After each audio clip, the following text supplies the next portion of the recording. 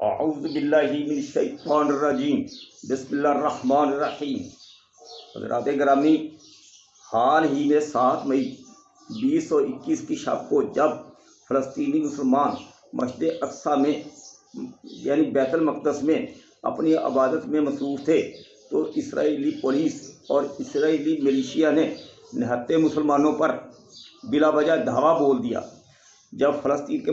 مسلمانوں پر اسرائیلی پولیس اور اسرائیلی ملیشیا کا ظلم و جبر بڑھنا شروع ہوا تو بالآخر فلسطین کے نہتے مسلمانوں نے بھی مزاحمت شروع کر دی۔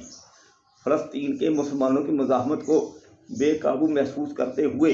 اسرائیل نے فلسطین پر فوجی کارروائی شروع کر دی۔ جب ظلم و ستم کا یہ سلسلہ مزید بڑھا تو حماس نے فلسطین کے علاقے غزہ سے اسرائیل کو مزید ظلم و ستم سے روکنے کے لیے مسلح مزاحمت شروع کر دی۔ بالآخر دونوں طرف سے یعنی اسرائیل اور فلسطین کے مابین مزاحوں سے جنگ شروع ہو گئی،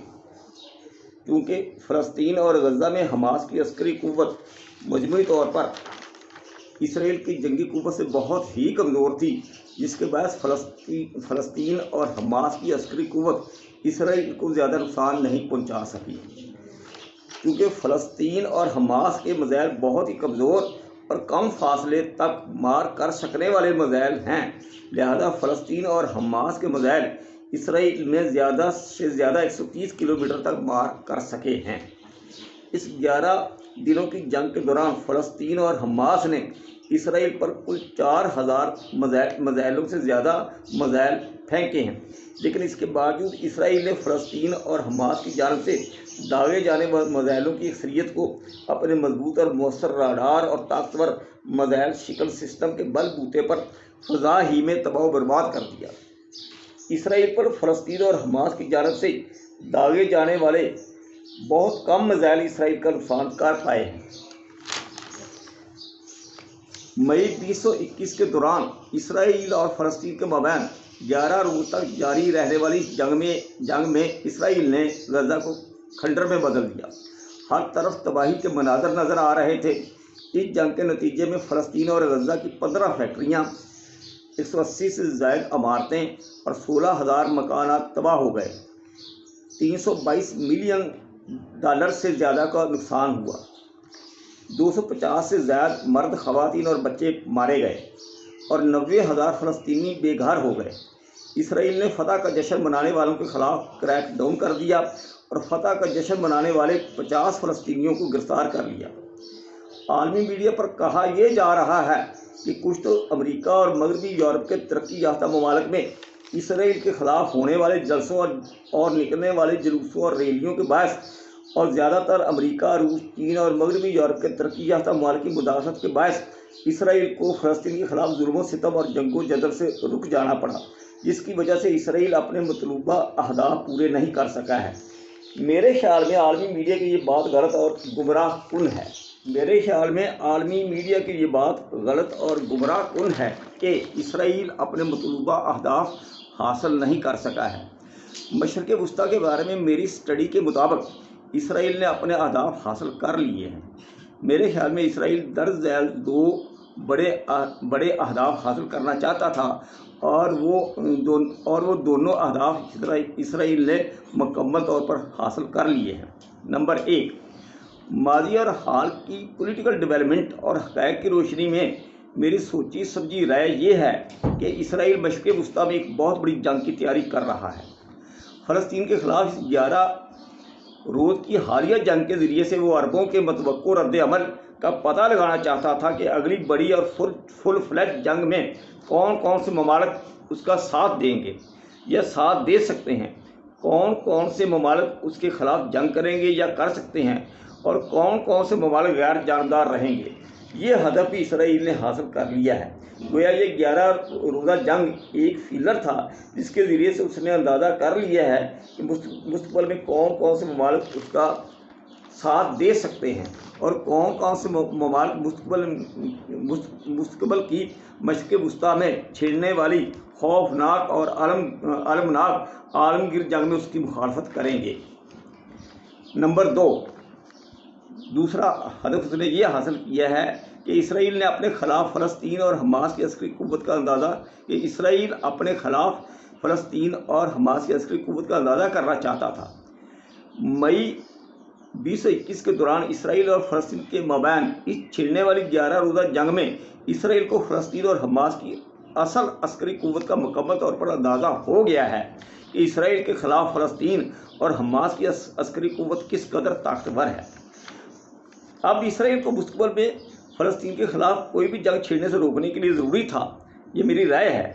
کہ اب اسرائیل کو مستقبل میں فلسطین کے خلاف کوئی بھی جنگ چھڑنے سے روکنے کے لیے ضروری تھا کہ اسرائیل اور فلسطین کے مابین چھڑنے والی جنگ کا مقدمہ انٹرنیشنل کورٹ آف جسٹس میں ٹرائل کیا جاتا اور مجرم ملک پر وار انڈیمنیٹی عائد کی جاتی اور عملاً یہ وار انڈیمنیٹی متاثرہ اور تباہ شدہ ملک کو فی الفور ادا کروائی جاتی، لیکن فی الحال ایسے کوئی آثار نظر نہیں آ رہے ہیں۔ اگر جار ملک کو جار ملک قرار نہ دیا گیا اور جار ملک پر وار انڈیمنیٹی عائد نہ کی گئی تو جار ملک دوبارہ پھر کمزور اور متاثرہ ملک پر چڑھائی کرنے سے باز نہیں رہے گا۔ گلوبل پیس فورم پاکستان کی یہ سوچی سمجھی رائے اور صائب مشورہ ہے کہ اقوام متحدہ میں اسرائیل اور فلسطین کی حالیہ جنگ کا مسئلہ زیر غور لانے کے ساتھ ساتھ درج ذیل 3 اقدامات فی الفور کیے جائیں۔ نمبر 1، اقوام متحدہ کی زیر نگرانی فلسطین میں غیر جانبدار ملکوں کی امن فوج کو تعینات کیا جائے، جو فلسطین میں امن و امان بحال کرنے کے ساتھ ساتھ مستقبل میں اسرائیل کو فلسطین پر کسی بھی طرح کے حملے سے روکے۔ نمبر 2، اقوام متحدہ کی ہی زیر نگرانی فلسطینیوں کی ریہیبلیٹیشن کا بندوبست کیا جائے اور فلسطینیوں کو دنیا کے تمام ممالک سے خوراک، لباس اور میڈیکل کی فری اینڈ فرینک سہولیات کی باہم رسانی کروائی جائے۔ نمبر 3، اقوام متحدہ اسرائیل اور فلسطین کے حالیہ مسئلے کو زیر غور لانے کے فوراً بعد دنیا کے ممالک کے مابین موجود 150 سے زائد علاقائی اور جغرافیائی ملکیت کے دعووں اور مقدمات کو بھی زیر غور لائے، اور اے اقوام شرق و غرب اور اے باشندگان کرۂ ارض،